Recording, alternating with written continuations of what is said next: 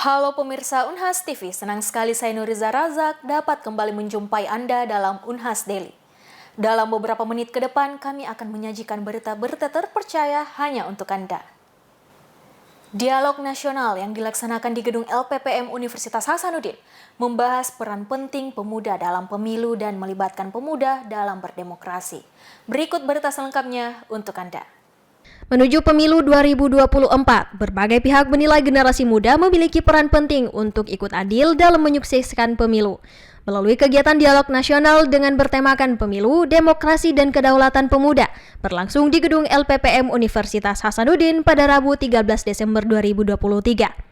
Puslit Opini Publik LPPM Unhas sebagai penyelenggara bekerja sama dengan Deputi Pemberdayaan Pemuda Kementerian Pemuda dan Olahraga Republik Indonesia. Laporan oleh Kapuslit Opini Publik LPPM Universitas Hasanuddin Dr. Iqbal Latif MSc. Kegiatan ini dibuka oleh Wakil Rektor Bidang Kemitraan, Inovasi, Kewirausahaan dan Bisnis Profesor Dr. Engineering Insinyur Adi Maulana STMPil. Menghadirkan pembicara hebat Profesor Dr. Haji Muhammad Asrorum Niam Soleh MA, Deputi Pemberdayaan Pemuda Kemenpora Republik Indonesia, Dr. Aris Sujito MSI, Wakil Rektor 3 UGM Yogyakarta, Profesor Dr. Faisal Abdullah SH MSI DFM, Guru Besar Fakultas Hukum Universitas Hasanuddin, Hasbullah Esos M Kesos Ketua KPU Provinsi Sulawesi Selatan, Yusril Izzagenda SKH, Demisioner Menteri Hubungan Masyarakat BEM Unhas Periode 2021-2022. Dr. Aris Sujito MSI menerangkan dalam materinya mengenai klasifikasi anak muda dalam 4 kelompok. Pertama, kelompok pragmatis, berorientasi studi semata, serta kemapanan karir dan ekonomi. Kedua, para hedonis dengan mementingkan gaya hidup konsumtif. Dan ketiga, anak muda fundamentalis, sekretarianisme yang eksklusif. Dan keempat, golongan kritis aktivis menjadi agen perubahan. Selanjutnya, Hasbullah Esos M. Kesos, Ketua KPU Provinsi Sulawesi Selatan, menjelaskan mengenai prinsip demokrasi. Pemilu bukan satu-satunya instrumen demokrasi, tetapi pemilu merupakan tulang punggung demokrasi yang menghubungkan kedaulatan rakyat dengan proses politik. Tanpa pemilu, demokrasi kehilangan inti dan substansinya. Yusril Izzagenda SKH, Demisioner Menteri Hubungan Masyarakat BEM Unhas, menerangkan mengenai hubungan langsung antara masyarakat dengan proses politik. Profesor Dr. Faisal Abdullah SH MSI DFM, Guru Besar Fakultas Hukum Universitas Hasanuddin, menyebutkan KPU perlu berhati-hati menghadapi kontestasi politik 2024 menjelang pemilu akan datang. Diharapkan KPU bisa menghadirkan suasana kontestasi politik yang nyaman bagi pemilih kaum muda. Kegiatan dialog nasional ini dihadiri mahasiswa Universitas Hasanuddin dan mahasiswa yang berasal dari berbagai universitas di Kota Makassar. Pertama, pemuda harus berpartisipasi dulu, memastikan bahwa seluruh program kegiatan yang ditawarkan oleh capres, caleg itu sejalan dengan aspirasi anak muda. Kita bisa baca visi misinya, kemudian program-program prioritasnya yang terkait dengan kepemudaan. Kemudian yang kedua, kita menyampaikan aspirasi. Apa yang dikehendaki, apa yang dibutuhkan, dan bagaimana langkah-langkah mengemban aspirasi anak muda. Maka jadilah pemilih secerdas dengan mengenali dulu, melihat track record, dan juga memahami apa yang akan dilaksanakan jika jadi, bukan hanya sekedar janji, tetapi bisa dilihat dari riwayat apakah janjinya itu visible, apakah janjinya itu realistis, apakah janjinya itu sesuai dengan riwayat pengalaman sebelumnya. Nah, itu bisa dinilai. Dalam wawancaranya, Profesor Dr. Haji Muhammad Asrorum Niam Soleh MA, Deputi Pemberdayaan Pemuda Kemenpora RI, mengatakan mengenai bagaimana memastikan pemilu mencerminkan aspirasi dan kebutuhan pemuda. Pemilu ini penting bagi anak muda. Karena kenapa? Dengan pemilu, keikutsertaan teman-teman anak muda ini dalam pemilu itu memberi warna bagi proses demokrasi kita. Kenapa? Karena setelah pemilu ada agenda lain, agenda tahapan pasca pemilu itu ada agenda pembangunan. Dengan keikutsertaan pemuda mulai dari awal, di saat pemilu dia bisa menagih janji pasca pemilu. Makanya keikutsertaan pemuda dalam proses pemilu ini penting. Itu yang harus menjadi penekanan di setiap kami bersama teman-teman pemuda. Hasbullah Esos M. Kesos, Ketua KPU Provinsi Sulawesi Selatan, dalam kesempatan wawancaranya mengatakan bagaimana dapat aktif berpartisipasi dalam proses demokrasi terutama dalam konteks pemilu. Memasuki musim hujan 2023, Universitas Hasanuddin melakukan penebangan pohon di sekitar lingkungan kampus. Penebangan pohon dilakukan di seluruh titik kampus demi menjaga keselamatan dan keamanan warga kampus Universitas Hasanuddin. Berikut informasi selengkapnya untuk Anda. Musim hujan yang melanda wilayah Makassar belakangan ini menimbulkan dampak serius di lingkungan kampus Universitas Hasanuddin. Beberapa pohon di sekitar kampus tumbang akibat hujan deras dan angin kencang. Pohon-pohon yang tumbang tidak hanya menimbulkan kerusakan, tetapi juga menciptakan situasi yang berpotensi membahayakan para mahasiswa dan pengunjung kampus. Kejadian ini menunjukkan betapa pentingnya perawatan dan pemeliharaan pohon di tengah cuaca ekstrim. Tak hanya itu, dampak dari pemotongan pohon di jalan poros Unhas ini juga menimbulkan kemacetan lalu lintas. Dalam respon terhadap kejadian ini, pihak kampus Unhas membersihkan area yang terdampak dan melakukan penilaian terhadap pohon-pohon yang rawan tumbang. Mahasiswa dan staf kampus dihimbau untuk tetap waspada dan menghindari berkumpul di bawah pohon saat cuaca buruk. Pihak kampus juga mengajak masyarakat sekitar untuk bersama-sama menjaga keamanan dan kebersihan lingkungan selama musim hujan. Dekan Fakultas Kehutanan Universitas Hasanuddin, Dr. Insinyur Andi Mujtahid, MShut MP IPU, menyampaikan bahwa pemotongan pohon-pohon yang ada di Unhas dimulai dari titik yang paling rawan dan akan dilanjutkan di seluruh lingkungan kampus. Ia juga menyampaikan bahwa kegiatan pemotongan pohon yang rawan tumbang ini sudah dilakukan selama 1 minggu dan akan terus berlanjut, agar seluruh warga kampus tetap merasa aman dalam melakukan aktivitasnya. Andrea Ririn Karina, Taslia Ramadhani, Unhas TV. Universitas Hasanuddin melalui Wakil Rektor Bidang Kemitraan, Inovasi, Kewirausahaan, dan Bisnis Universitas Hasanuddin, Prof. Dr. Engineering Adi Maulana STMPL, menerima kunjungan Miss Emiko Fujita dari Divisi Solusi Global OSE Global Japan di ruang rapat lantai 6 Gedung Rektorat Universitas Hasanuddin pada 12 Desember 2023. Berikut berita selengkapnya untuk Anda. Kunjungan Divisi Solusi Global OSE Global Japan ke Universitas Hasanuddin kali ini merupakan langkah awal untuk menjajaki peluang kerjasama yang dapat menciptakan dampak positif di berbagai sektor. Divisi Solusi Global OSE Global Japan menandai babak baru dalam upaya kolaborasi internasional dengan kunjungan eksklusif ke Universitas Hasanuddin. Dalam pertemuan yang dipandu oleh semangat inovasi, perwakilan dari kedua belah pihak membahas potensi pengembangan teknologi, riset, dan pendidikan yang dapat saling menguntungkan. Profesor Dr. Engineering Adi Maulana STMPhil menyambut baik kerjasama ini sebagai langkah penting dalam memperkaya ekosistem pendidikan dan penelitian universitas.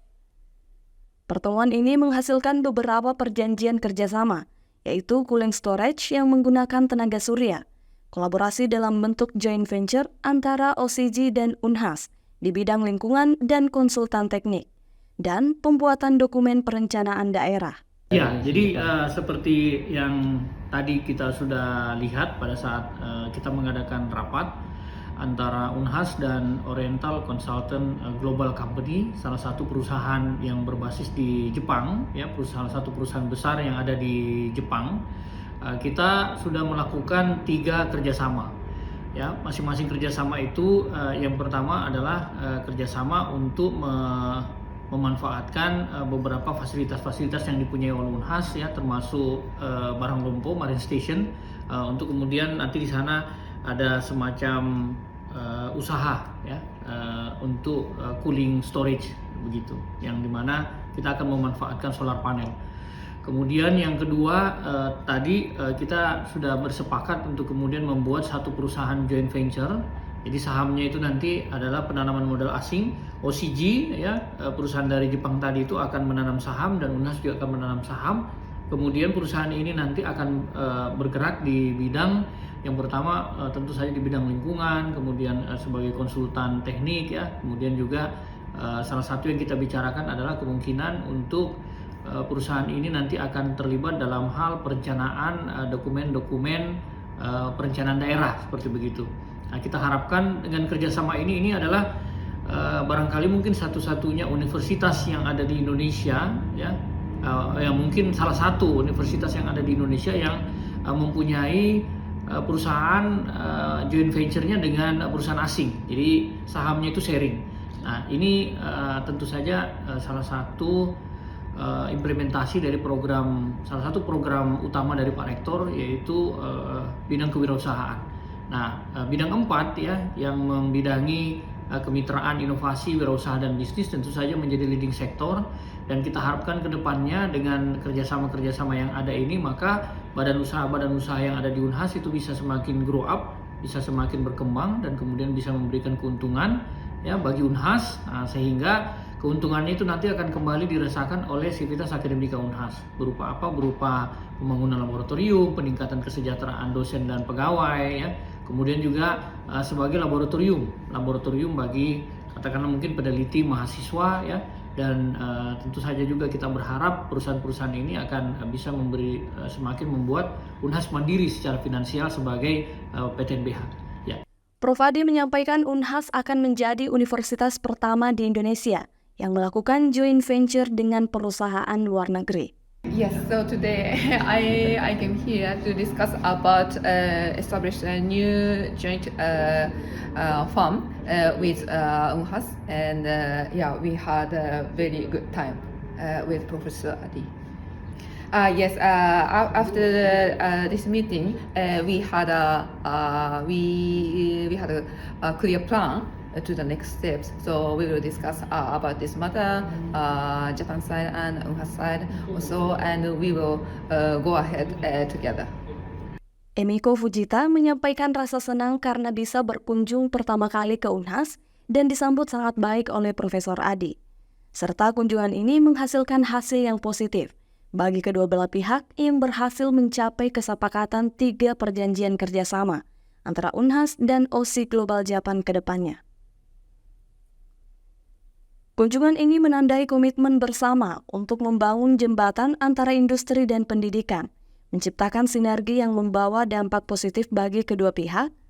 Harapan besar terletak pada pengembangan kolaboratif yang dapat menghasilkan terobosan inovatif dan memperkuat kedudukan OSI Global Japan dan Universitas Hasanuddin di tingkat internasional. Andrea Ririn Karina, Nur Iza Razak, Unhas TV. Kasus pembunuhan sadis terhadap ayah dan anak yang terjadi di Kabupaten Maros, tepatnya di kawasan Macopa, Kelurahan Taruada, Kecamatan Turikale, baru-baru ini telah menemui titik terang. Pelaku berinisial A berhasil ditangkap 4 hari setelah aksi pembunuhan dilancarkan.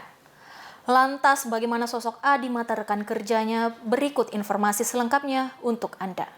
Baik pemirsa, saat ini kami sedang berada di TKP kasus pembunuhan berencana terhadap seorang ayah dan anak yang terjadi di Kabupaten Maros. Tempat ini sendiri merupakan tempat usaha sekaligus tempat tinggal dari korban sendiri. Pemirsa, beberapa hari lalu telah terjadi kasus pembunuhan berencana terhadap seorang ayah dan anak yang terjadi di Kabupaten Maros, tepatnya di Kecamatan Tandra Lili. Saat ini kami sedang berada di TKP. Dan di sini hanya nampak sebuah karangan bunga, ucapan turut berduka cita atas kedua korban yang tewas dalam kejadian tersebut. Dan di hari ini, di kegiatan pada hari ini, nampak tidak ada penghuni rumah di ruko di belakang saya ini. Ruko tampak kosong, semua pintunya tertutup dan tidak ada aktivitas penghuni rumah sama sekali. Pelaku bernama Andi yang dikenal dengan nama panggilan Black merupakan seorang buruh lepas pada sebuah usaha penyedia jasa pengiriman barang yang letaknya tak jauh dari rumah korban. Sebagai buruh lepas yang bertugas mengangkut barang, Black tidak tinggal di tempatnya bekerja. Ia hanya dipanggil ketika ada barang yang harus diangkat. Dalam wawancara eksklusif tim Unhas TV, diketahui dari rekan kerja korban yang tak ingin disebutkan namanya ini, Black mulai bekerja sebagai buruh lepas di tempat tersebut baru sekitar 1 pekan yang lalu. Belum diketahui info mengenai tempat tinggal Black selama bekerja di tempat tersebut. Rekannya hanya mengetahui bahwa Black merupakan warga asal Wajo. Ia menambahkan, dalam kesehariannya Black memang tidak terlalu banyak bicara. Namun Black tetap bergaul seperti rekan-rekan kerjanya yang lain. Tidak ada tanda-tanda sikap temperamen ataupun mudah tersinggung pada Black. Ia pun tidak menyangka bahwa pria berusia 20 tahun itu telah melakukan sebuah pembunuhan sadis terhadap seorang ayah dan anak. Menariknya, usai melancarkan aksinya pada 6 Desember dini hari, rupanya Black masih masuk bekerja seperti hari-hari biasanya tanpa menunjukkan gelagat mencurigakan. Hal tersebut juga diungkapkan oleh rekan kerja Black saat dimintai keterangan mengenai keberadaan Black pasca kejadian. Dari sumber informasi yang sama, diketahui bahwa Black ditangkap setelah dilakukan 2 kali pemeriksaan. Saat didatangi oleh tim kepolisian di tempat kerjanya, sama sekali tidak ada upaya melarikan diri yang dilakukan oleh pelaku. Unsur sakit hati dan dendam menjadi motif utama dalam kasus pembunuhan sadis yang menewaskan ayah dan anak pengusaha roti ini. Kini tersangka Black terancam hukuman mati atau penjara seumur hidup dengan pasal pembunuhan berencana. Di tengah semangat menyambut Milad Siaga Nurse, Himpunan Mahasiswa Keperawatan Fakultas Keperawatan Universitas Hasanuddin menggelar kegiatan bakti sosial sebagai bagian dari rangkaian Pramilad. Kegiatan ini berlangsung selama 2 hari sejak 9 hingga 10 Desember 2023. Bakti sosial ini merupakan salah satu program kerja Divisi Sosial Masyarakat Siaga Nurse periode 2023-2024 yang bertujuan untuk meningkatkan pengetahuan dan kesadaran masyarakat akan pentingnya kesehatan serta meningkatkan mutu kesehatan masyarakat, khususnya masyarakat umum yang ada di Dusun Tabo-Tabo Selatan, Desa Tabo-Tabo, Kecamatan Bungoro, Kabupaten Pangkep, Sulawesi Selatan. Siaga Nurse Himika FKUH berkolaborasi dengan Puskesmas Bungoro dalam pelaksanaan bakti sosial yang berlangsung selama 2 hari, sejak 9 hingga 10 Desember 2023. Kegiatan ini diawali dengan sambutan dari dosen pendamping, Akbar Harisa Eskep Nurse PMNC MN, dan Hairil Anwar Esos MM, selaku Kepala Desa Tabo-Tabo, Kecamatan Bungoro, Kabupaten Pangkep, Sulawesi Selatan. Suasana kehangatan dan keceriaan menyelimuti acara bakti sosial yang dihadiri oleh seluruh lapisan masyarakat, mulai dari anak-anak hingga lansia. Acara ini bukan hanya sekadar berbagi bantuan, tetapi juga menjadi persembahan cinta kasih dari semua generasi untuk mendukung satu sama lain. Seluruh masyarakat yang hadir pada kegiatan ini berjumlah kurang lebih 40 masyarakat umum yang ada di Desa Tabo-Tabo. Dengan mengusung tema The Exploration of Diversity, Unlimited Solidarity, Siaga Nurse Caring for Humanity. Maka tema ini mengajak kita untuk menjelajahi keberagaman dengan sikap terbuka dan mendorong solidaritas yang tidak terbatas, sementara Siaga Nurse bertindak sebagai pelopor dalam memberikan perawatan yang penuh kasih kepada seluruh umat manusia. Tema ini mencerminkan semangat inklusivitas, kepedulian, dan kolaborasi untuk menciptakan masyarakat yang lebih baik. Beberapa rangkaian kegiatan yang akan dilaksanakan yaitu untuk meningkatkan kesadaran masyarakat dan meningkatkan kualitas kesehatan masyarakat melalui berbagai kegiatan seperti pendidikan kesehatan terkait stunting, hipertensi, dan mengadakan kegiatan sirkumsisi untuk kebersihan reproduksi, serta pemeriksaan kesehatan bagi masyarakat. Bakti sosial ini merupakan wujud nyata dari semangat keperawatan yang tidak hanya berfokus pada keahlian klinis, tetapi juga kepedulian terhadap masyarakat. Melalui kegiatan ini, mereka ingin menunjukkan bahwa sebagai calon perawat, tidak hanya hadir di rumah sakit, tetapi juga sebagai agen perubahan di tengah-tengah masyarakat. Nongki Nongki Resto and Cafe merupakan salah satu tempat nongkrong di Makassar yang memiliki konsep interior yang keren dan instagramable. Kafe ini terletak di Jalan Perintis Kemerdekaan kilometer 11, Tamalan Rea. Nongki Nongki Resto and Cafe menjadi tempat nongkrong favorit masyarakat dari segala usia yang ada di kota Makassar. Kafe ini menonjolkan keunikan dan daya tariknya dalam berbagai aspek, seperti desain interior, konsep, menu, dan pengalaman pengunjung. Sebuah kafe unik seringkali menciptakan atmosfer yang berbeda dan menciptakan kenangan yang tak terlupakan bagi para pengunjungnya. Kafe ini memiliki tempat indoor dan outdoor yang sangat estetik dan instagramable banget loh. Selain itu, terdapat juga ruang VIP yang cocok untuk rapat dan pertemuan penting lainnya. Tak perlu khawatir jika bercengkrama dengan teman-teman, karena Nongki Nongki Resto and Cafe juga memiliki musola yang luas dan nyaman. Beragam menu juga tersedia di Nongki Nongki Resto and Cafe, dari makanan ringan hingga makanan berat. Makanan dan minuman yang tersedia disajikan dengan tampilan menu yang unik dan menarik, hingga membuat pengunjung tak tega untuk menyantapnya. Sedangkan untuk rasa dan harganya tak perlu diragukan lagi. Menikmati makanan dan minuman bareng Besti sambil nugas juga sangat cocok loh. Sebenarnya ini bukan seperti kayak ulang tahun begitu ya. Ini hanya seperti kayak bentuk kesyukuran, hanya karena anaknya sendiri yang meminta. Mungkin karena sekarang sudah usia sekolah, nah sudah punya teman, sudah bisa bersosialisasi. Akhirnya dia bilang, "Mama, ajak ini dong, ajak ini dong, ajak ini." Akhirnya ya hitung-hitung hanya untuk rame-rame sama teman-teman kelasnya, terus sama teman-teman komunitas, seperti itu. Rima Frisandi Oli, selaku salah satu pengunjung Nongki-Nongki Restoran Cafe, mengungkapkan bahwa tempat ini sangat strategis dari segi lokasi yang sangat mudah dijangkau. Fasilitas yang disediakan juga sangat beragam, dan tentunya begitu banyak menu makanan dan minuman yang enak dan menarik. Dengan memanfaatkan kafe secara optimal, pengunjung dapat merasakan berbagai manfaat yang mencakup relaksasi, kebersamaan, inspirasi, dan nikmatnya kuliner, sambil mendukung ekonomi lokal dan berpartisipasi dalam beragam kegiatan komunitas. Di mana tempat nongkrong asyik, ya di Nongki-Nongki Cafe. Selamat mencoba Sobat Unhas TV! Berita tadi sekaligus menutup perjumpaan kita hari ini. Terus saksikan Unhas Daily hanya di Unhas TV. Saya Nuriza Razak beserta kru yang bertugas pamit undur diri dan sampai jumpa.